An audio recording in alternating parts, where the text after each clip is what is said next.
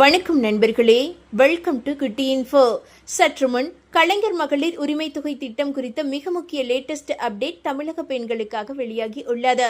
அதன்படி உரிமை தொகை தொடர்ந்து கிடைக்க வேண்டும் என்றால் இதை செய்ய தவறாதீங்க.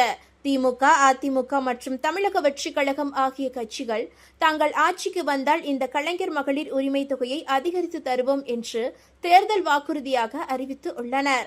பொதுமக்கள் மத்தியில் அதிக வரவேற்பு பெற்ற தமிழக அரசின் மிக முக்கிய திட்டங்களில் ஒன்றாக இந்த கலைஞர் மகளிர் உரிமை தொகை திட்டம்தான் இப்போது வரை இருந்து வருகிறது. இந்த திட்டத்தின் கீழ் தகுதி வாய்ந்த மகளிர் மாதந்தோறும் ரூபாய் 1000 உரிமை தொகையாக பெற்று வந்தனர். மேலும் திமுக, அதிமுக மற்றும் தமிழக வெற்றிக் கழகம் ஆகிய கட்சிகள் மீண்டும் தமிழகத்தில் ஆட்சியை அமைத்தால் இந்த கலைஞர் மகளிர் உரிமை தொகையை அதிகரித்து தருவோம் என்று தேர்தல் வாக்குறுதியாக அறிவித்து உள்ளனர்.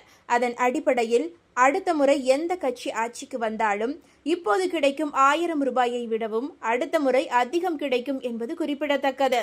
அதே நேரத்தில் மகளிர் உரிமை தொகை தொடர்ந்து பெற வேண்டும் என்றால் அதற்கு மூல ஆதாரமாக இருக்கும் ரேஷன் கார்டும் தொடர்ந்து ஆக்டிவாக இருக்க வேண்டும்.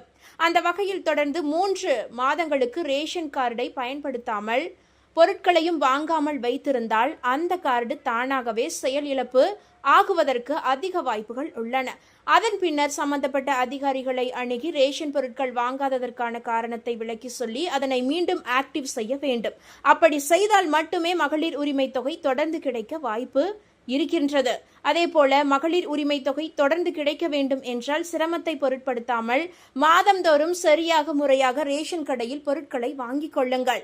அதேபோல ஆண்டிப்பட்டி தொகுதி திமுக எம்எல்ஏ மகாராஜன் அண்மையில் நடந்த நிகழ்ச்சியில் பேசிய போது முதல்வர் ஸ்டாலின் மகளிருக்கு ரூபாய் 5000 கொடுத்துள்ளார். எடப்பாடி ரூபாய் 10,000 தருவதாக சொல்கிறார்.